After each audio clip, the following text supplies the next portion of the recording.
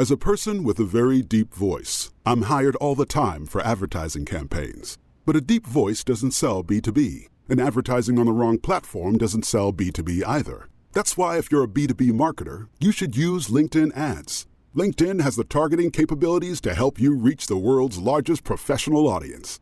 That's right, over 70 million decision makers all in one place. All the big wigs, then medium wigs, also small wigs who are on the path to becoming big wigs. Okay, that's enough about wigs. LinkedIn ads allows you to focus on getting your B2B message to the right people. So, does that mean you should use ads on LinkedIn instead of hiring me, the man with the deepest voice in the world? Yes, it does. Get started today and see why LinkedIn is the place to be to be. We'll even give you a $100 credit on your next campaign. Go to linkedin.com/MPN to claim your credit. That's linkedin.com/MPN. Terms and conditions apply. Entrepreneurs Enigma is a podcast for the ups and downs of entrepreneurship. So the wins and the fails that we all face being entrepreneurs, how we learn from adversity. Every week I talk to a different entrepreneur with a story to tell. I'm Seth Goldstein. Come with me on the journey. This is Entrepreneurs Enigma. Let's get started.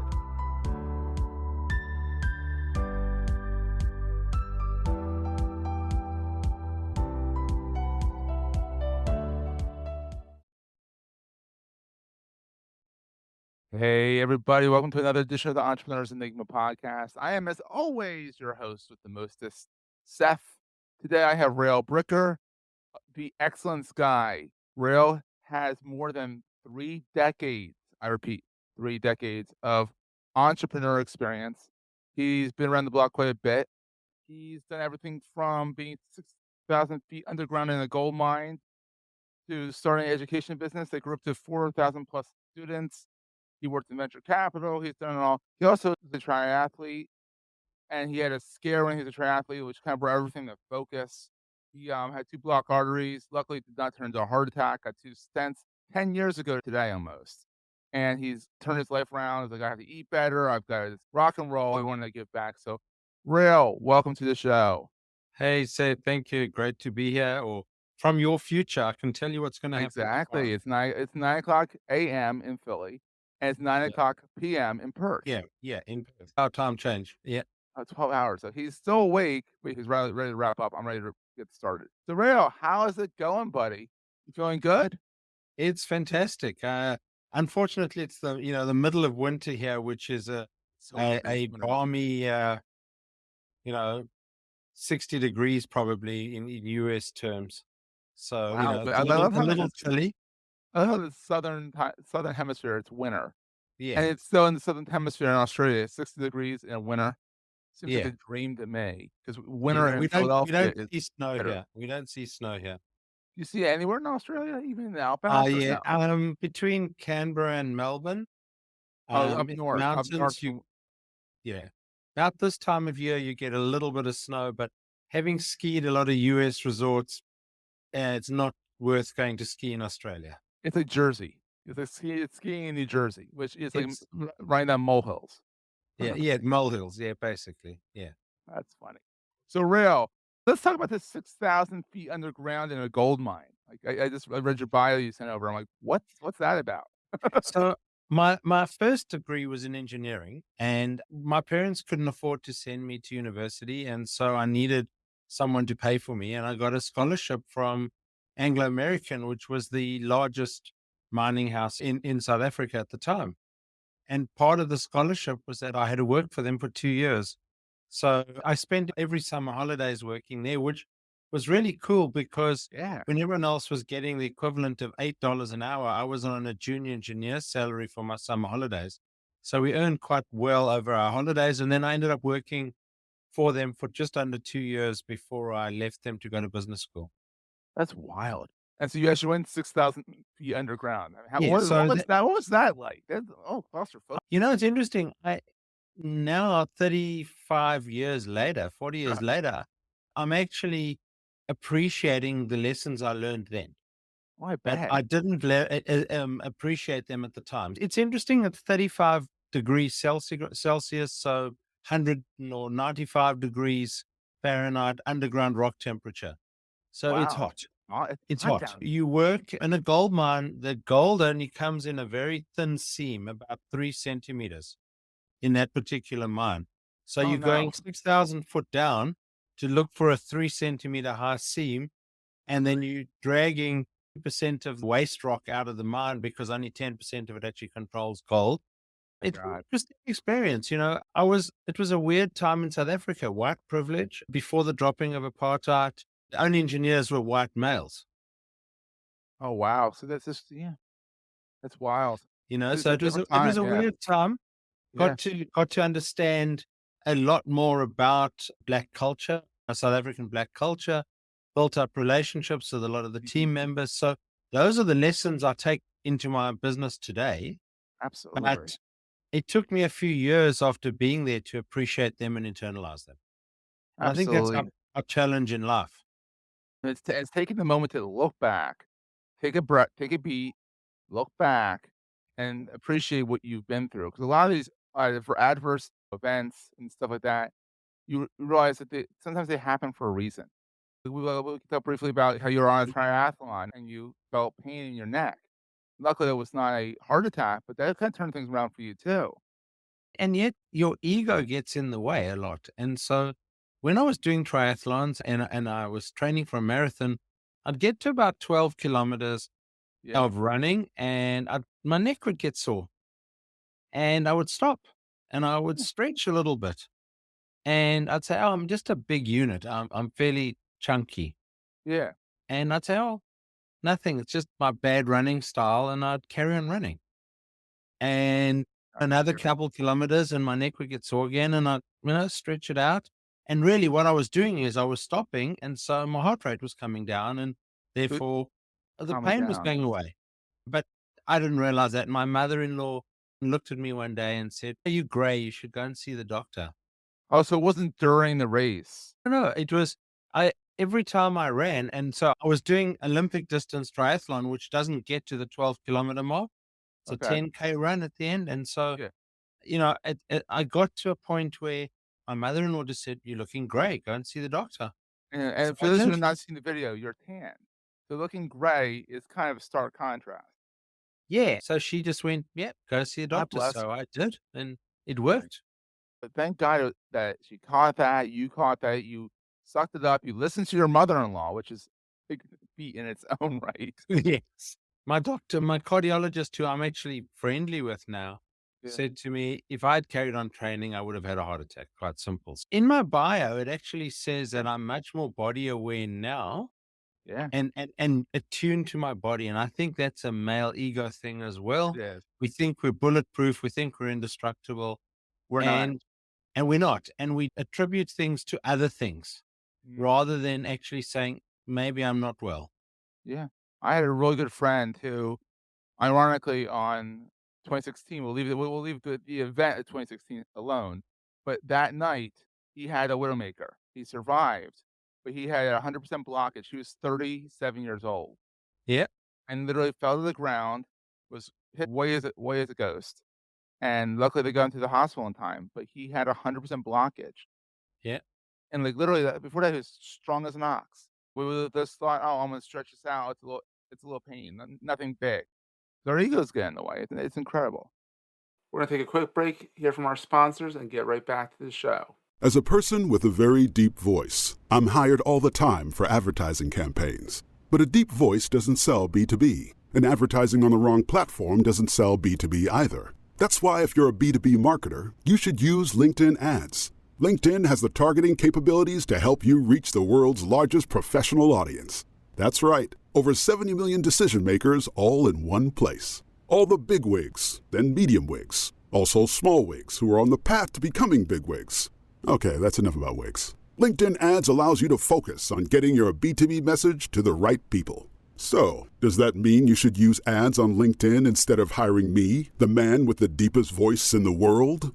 Yes. Yes, it does. Get started today and see why LinkedIn is the place to be to be. We'll even give you a $100 credit on your next campaign. Go to linkedin.com/MPN to claim your credit. That's linkedin.com/MPN. Terms and conditions apply. Support for this and all the shows on the Marketing Podcast Network is provided by Active Campaign. If you're looking for a way to grow your business, you need to check out Active Campaign. It's a powerful marketing automation platform that can help you increase your sales, improve your customer service, and build stronger relationships with your customers. With Active Campaign, you can create and send email campaigns, manage your leads and customers, create landing pages, set up automated workflows, and track your results all in one approachable platform. Active Campaign has over 10,000 five-star reviews on G2 from happy users. The Museum of Science and Industry in Chicago integrates Salesforce with Active Campaign to automate a thank you email to those who visit the museum, and in doing so, shares a form to gather their feedback. That then automatically triggers follow-up messages based on the feedback they receive, including returning to the museum for another visit. If you're serious about growing your business, you need to check out Active Campaign. Try it today for free and see how it can help you achieve your goals. For a limited time, Active Campaign is offering Marketing Podcast Network listeners a chance to double your contacts for free when you sign up at activecampaign.com/activate. That means if your email list has 10,000 contacts, you only need to pay for 5,000, or you can pay for the 10,000 and get an extra 10,000 totally free. Personalize your customer experience, but do it with automation just like 185,000 businesses have at Active Campaign. Go to activecampaign.com/activate to sign up today. That's activecampaign.com/activate. Terms and conditions apply.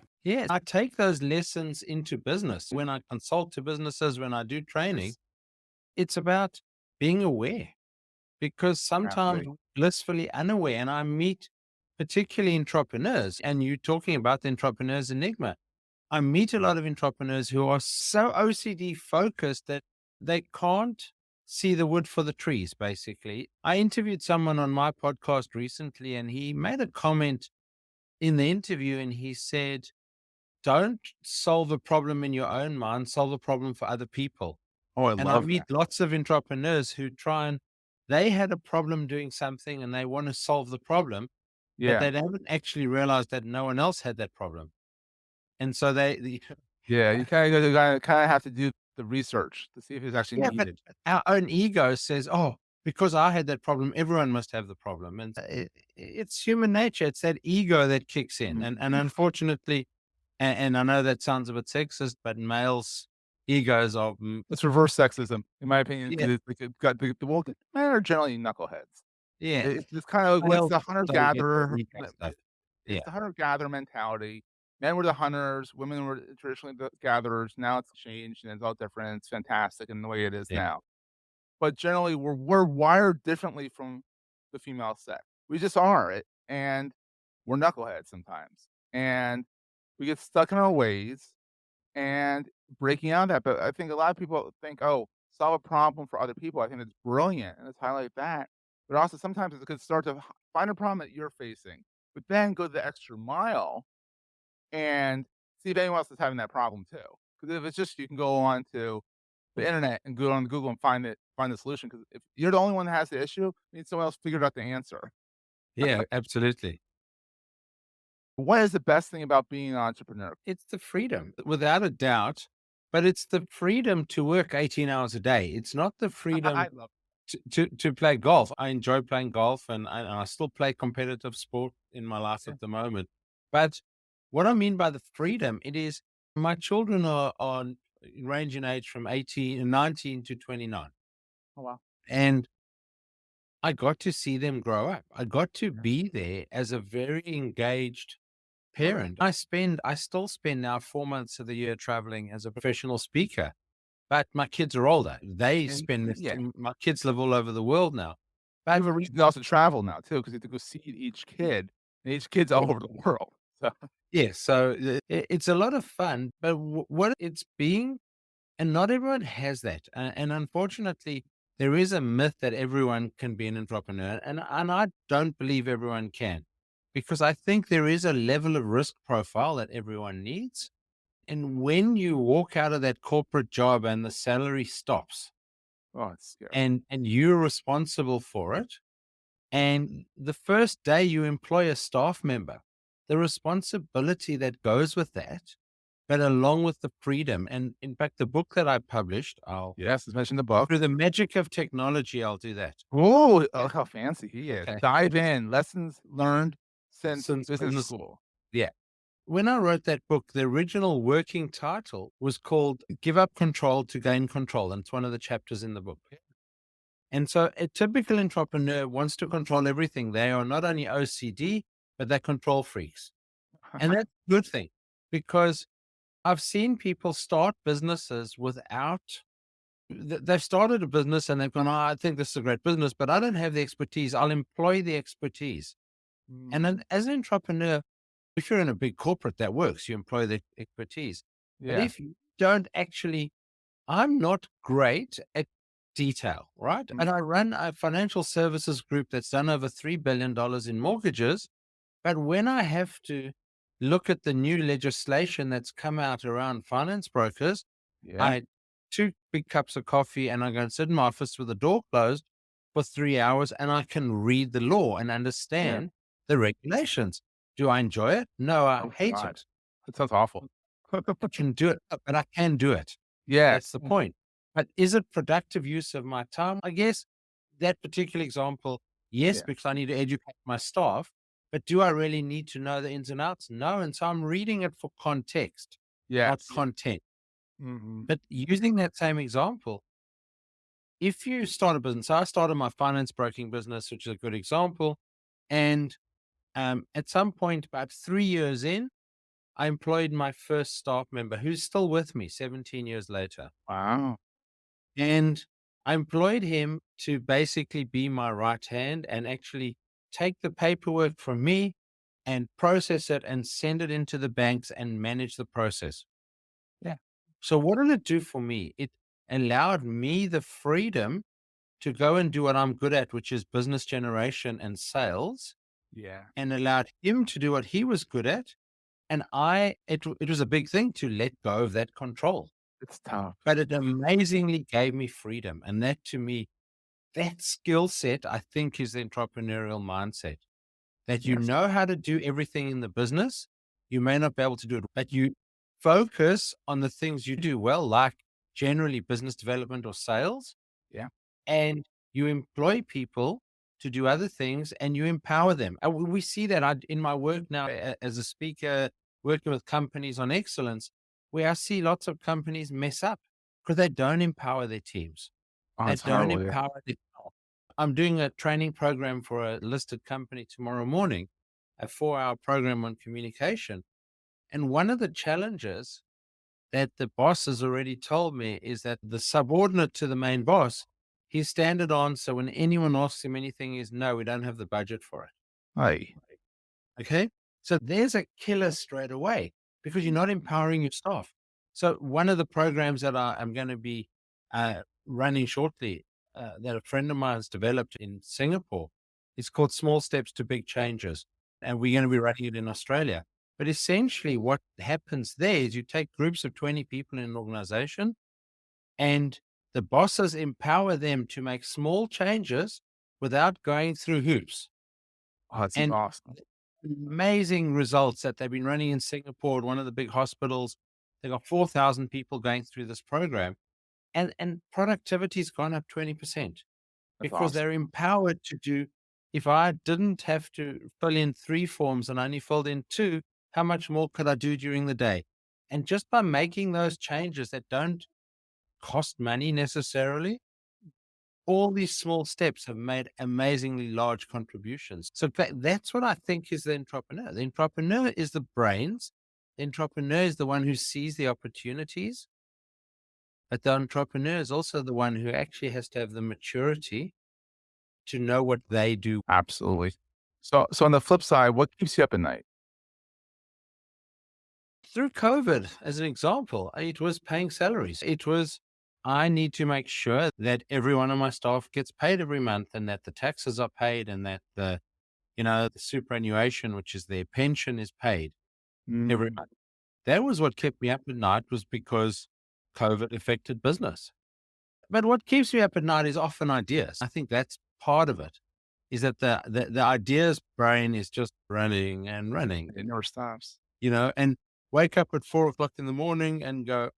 One of my staff said to me the other day, she said, oh, I woke up at 4 o'clock in the morning, says in the finance business. She said, I woke up at 4 o'clock in the morning worrying about a client. I said, welcome to my world. That's, you know, but yeah, so what I do, I wake up in the morning, I think of ideas, and my staff hate it because when I'm in the morning and I go, I was thinking, they know They're that's going, oh, yeah. That's really what it is. It's just about being in tune with your market, being in tune with what's around you, waking up in the morning and going, yeah, that works for me. That's an idea. I like that. on the flip side, that idea, maybe not, Yeah. or Yeah. sideline I that mean, idea. I'm not a writer. My wife is a writer. Like she writes things down. And I've got her to have a notepad next to her bed, which is, I tell a lot of people in my programs.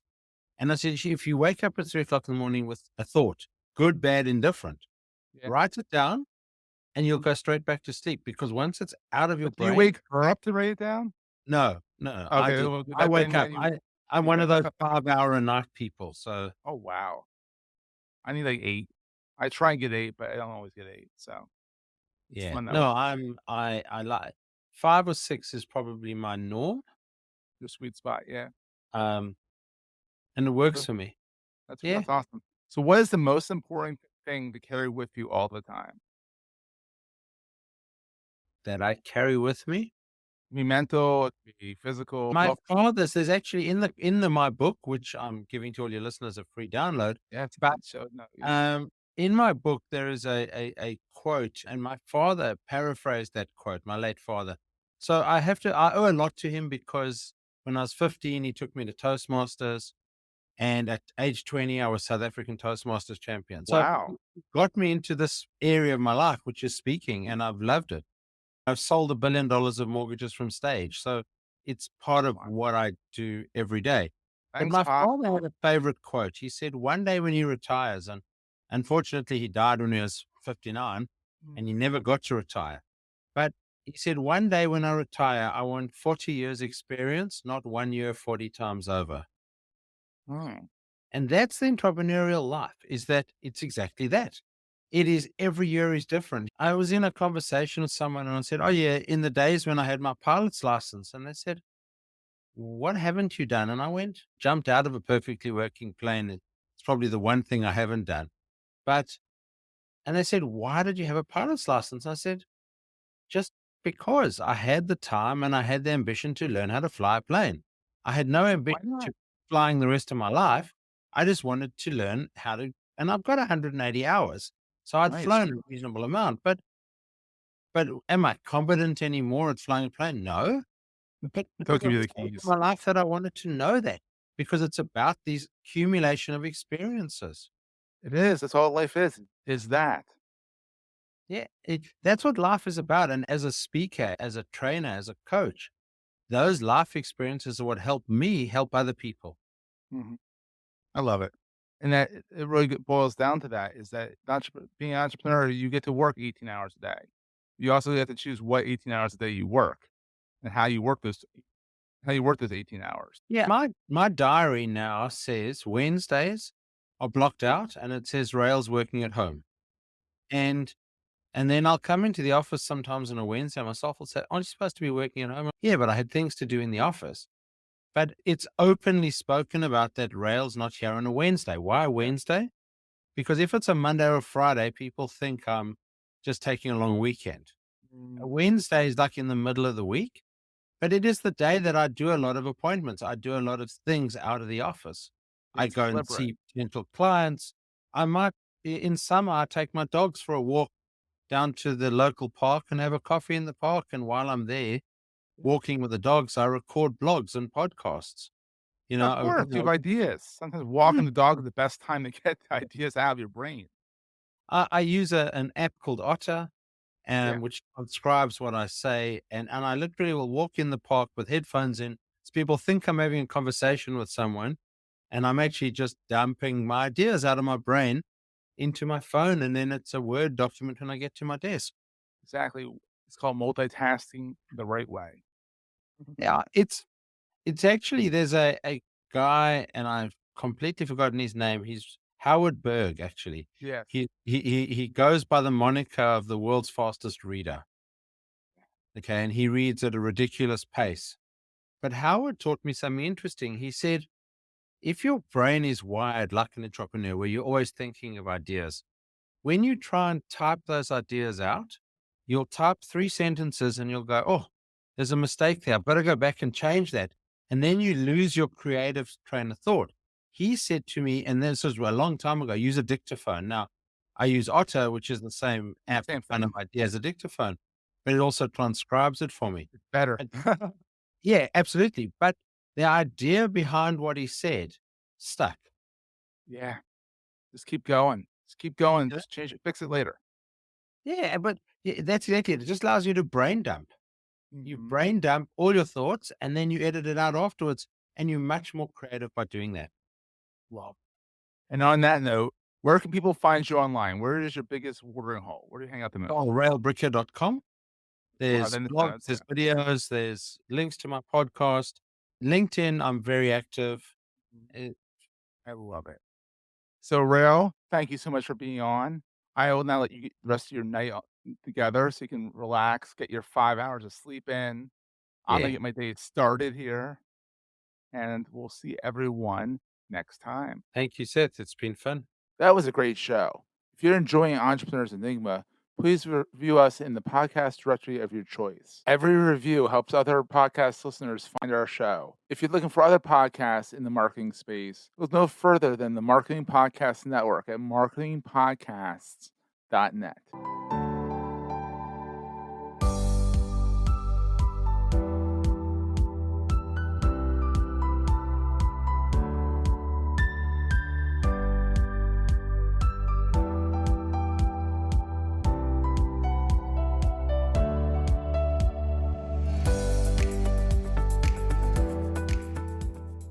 Goldstein Media hopes you have enjoyed this episode. This podcast is one of the many great shows on the MPN Marketing Podcast Network.